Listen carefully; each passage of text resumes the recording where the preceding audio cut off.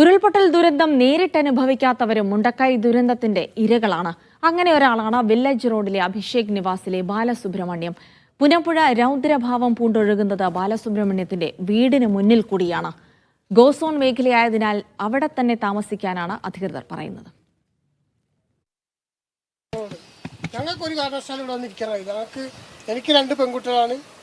ഞാൻ രോഗിയാണ്, ശ്വാസം മുട്ടൽ ആസ്മയൊക്കെ ഉള്ളതുകൊണ്ട് പെട്ടെന്ന് എന്ത് സംഭവിച്ചാൽ എനിക്ക് ഓടാനൊന്നും കഴിയില്ല പറഞ്ഞു. അതുകൊണ്ട് ഞങ്ങൾ ഒരു വാടകയ്ക്കൊരു താൽക്കാലം ഇരിക്കാൻ വേണ്ടി ഒരു പാടി റൂം എടുത്ത് ഞങ്ങൾ അവിടെ സ്വന്തമായി വീടെടുത്ത് പോകണമെങ്കിൽ 6000-7000 വേണം. നമുക്കാണെങ്കിൽ വാടകയില്ല, 9000 ഇല്ല. പുന്നപ്പുഴ രൗദ്രഭാവം കൊണ്ടൊഴുകിയത് ബാലസുബ്രഹ്മണ്യത്തിൻ്റെ വീട്ടിൽ നിന്ന് നോക്കിയാൽ തൊട്ടടുത്ത് കാണാം. അതിന് തൊട്ടുമുകളിലായിട്ടാണ് ഈ വീട്. ഇവിടെ ആകട്ടെ ഉരുൾപൊട്ടുന്ന അല്ലെങ്കിൽ ഉരുൾപൊട്ടലിൻ്റെ അവശേഷിപ്പെന്നുള്ള രീതിയിൽ ഭൂമി ഇടിഞ്ഞു താഴ്ന്നതും കാണാൻ സാധിക്കും.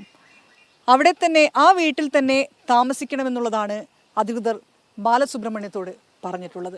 കാണുമ്പോൾ തന്നെ പേടിയാണ്. രാവിലെ എണീച്ചേക്ക് വന്ന് കാണുന്ന ഇതാണ്. പിന്നെ ഇവിടെ ഇരിക്കാൻ തോന്നുമോ? ഈ ഉള്ള വിഷമം എൻ്റെ കുടുംബത്തിൽ 6 പേര് പോയതാണ്. ഇനി ആ വിഷമം തന്നെ ഈ മാറിയിട്ടില്ല. അതുകൊണ്ട് അവിടെ കാണുന്നത് കണ്ടാൽ തന്നെ ഭയങ്കര പേടിയാണ്. അവർ സ്കൂൾ റോട്ടിലായിരുന്നു. എൻ്റെ പെങ്ങളും അളിയനൊക്കെ വല്യമ്മൻ്റെ മക്കളാണ്. അവരൊക്കെ പോയി. 6 പേരും പോയി കുടുംബത്തിൽ. ഇതുവരെ അവരെ ചേച്ചീനെ ഇതുവരെ കിട്ടിയിട്ടുണ്ടല്ല. എൻ്റെ ഈ താഴത്തെ വീട്ടിൽ വരെ സാധനങ്ങൾ എത്തിയതാണ്.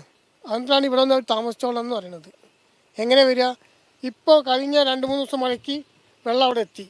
ഇവിടെ വെള്ളം വരാൻ 1 മണിക്കൂറൊന്നും വേണ്ടല്ലോ. 1 മണിക്കൂർ വേണ്ട, 1/2 മണിക്കൂർ വേണ്ട. ഇവിടെ നിന്ന് എങ്ങനെ ഈ വഴി കൂടെ ഓടി രക്ഷപ്പെടി ഞങ്ങൾ? അതും കൂടി കാണണം. നമുക്ക് നടവഴിയാണ് അവിടെ ഇപ്പോൾ വഴിയില്ല. എനിക്ക് വേറൊരാൾ എന്നോട് നടന്നോളി പറഞ്ഞാണ് ആ വഴി തന്നത്. താൽക്കാലം നിങ്ങൾ ഇത് ഉപയോഗിച്ചോളി പറഞ്ഞാണ് എനിക്ക് ആ വഴി തന്നത്.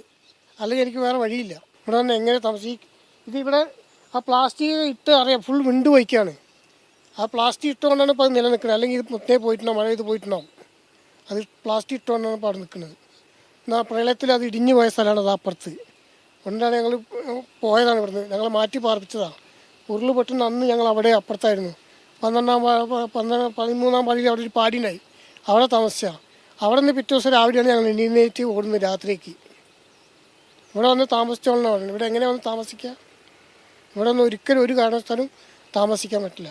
ഞാൻ പലവട്ടം ഗ്രാമസഭയിലും എല്ലാത്തിനും പറഞ്ഞാൽ അവർ വന്ന് നോക്കിപ്പോകാന്നല്ലാതെ ഇതുവരെ അതിനുള്ള ഇത് ചെയ്തതല്ല അവർ. ജയ്സൽ ബാബു പിലാശ്ശേരിക്കൊപ്പം ഷിത ജഗത്, മീഡിയ 1 വയനാട്.